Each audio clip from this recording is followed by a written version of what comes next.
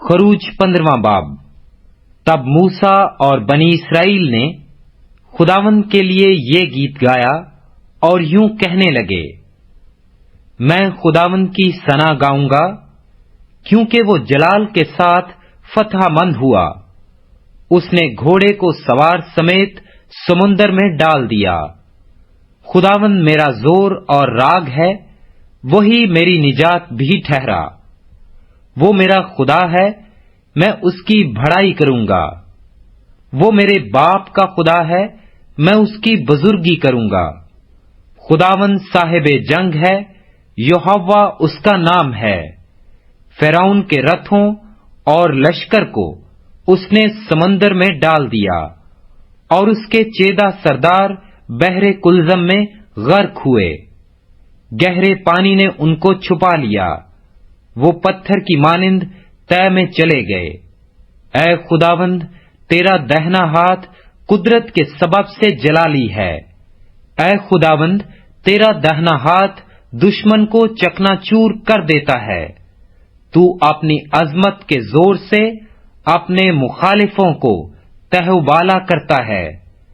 تو اپنا قہر بھیجتا ہے اور وہ ان کو کھونٹی کی مانند بھسم کر ڈالتا ہے۔ تیرے نتنوں کے دم سے پانی کا ڈھیر لگ گیا، سیلاب تودے کی طرح سیدھے کھڑے ہو گئے، اور گہرا پانی سمندر کے بیچ میں جم گیا۔ دشمن نے تو یہ کہا تھا کہ میں پیچھا کروں گا، میں جا پکڑوں گا، میں لوٹ کا مال تقسیم کروں گا۔ ان کی تباہی سے میرا کلیجہ ٹھنڈا ہو گیا۔ میں اپنی تلوار کھینچ کر اپنے ہی ہاتھ سے ان کو ہلاک کروں گا۔ تو نے اپنی آندھی کی پھونک ماری تو سمندر نے ان کو چھپا لیا، وہ زور کے پانی میں سیسے کی طرح ڈوب گئے۔ معبودوں میں اے خداوند تیری مانند کون ہے؟ کون ہے جو تیری مانند اپنے تقدس کے باعث جلالی اور اپنی مدح کے سبب سے روب والا اور صاحب کرامات ہے؟ تو نے اپنا داہنا ہاتھ بڑھایا تو زمین ان کو نگل گئی۔ اپنی رحمت سے تو نے ان لوگوں کی جن کو تو نے خلاصی بخشی رہنمائی کی، اور اپنے زور سے تو ان کو اپنے مقدس مکان کو لے چلا ہے۔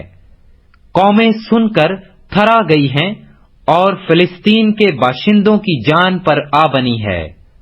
ادوم کے رئیس حیران ہیں، مواب کے پہلوانوں کو کپ کپی لگ گئی ہے۔ کینان کے سب باشندوں کے دل پگھلے جاتے ہیں، خوف و ہراس ان پر طاری ہے۔ تیرے بازو کی عظمت کے سبب سے وہ پتھر کی طرح بے حس و حرکت ہیں۔ جب تک اے خداوند تیرے لوگ نکل نہ جائیں، جب تک تیرے لوگ جن کو تو نے خریدا ہے پار نہ ہو جائیں، تو ان کو وہاں لے جا کر اپنی میراث کے پہاڑ پر درخت کی طرح لگائے گا۔ تو ان کو اسی جگہ لے جائے گا جسے تو نے اپنی سکونت کے لیے بنایا ہے۔ اے خداوند، وہ تیری جائے مقدس ہے جسے تیرے ہاتھوں نے قائم کیا ہے۔ خداوند عبدالآباد سلطنت کرے گا۔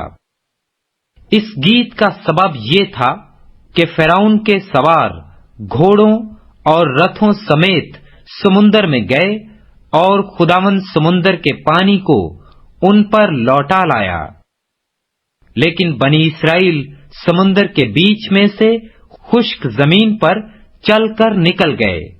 تب ہارون کی بہن مریم نبیہ نے دف ہاتھ میں لیا، اور سب عورتیں دف لیے ناچتی ہوئی اس کے پیچھے چلیں، اور مریم ان کے گانے کے جواب میں یہ گاتی تھی، خداوند کی حمد و ثنا گاؤ، کیونکہ وہ جلال کے ساتھ فتح مند ہوا ہے۔ اس نے گھوڑے کو اس کے سوار سمیت سمندر میں ڈال دیا۔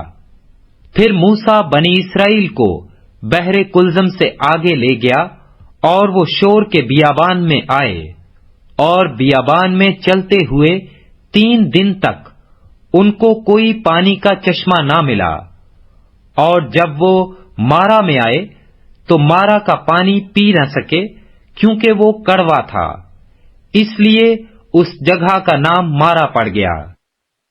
تب وہ لوگ موسیٰ پر بڑبڑا کر کہنے لگے کہ ہم کیا پئیں؟ اس نے خداوند سے فریاد کی۔ خداوند نے اسے ایک پیڑ دکھایا جسے جب اس نے پانی میں ڈالا تو پانی میٹھا ہو گیا۔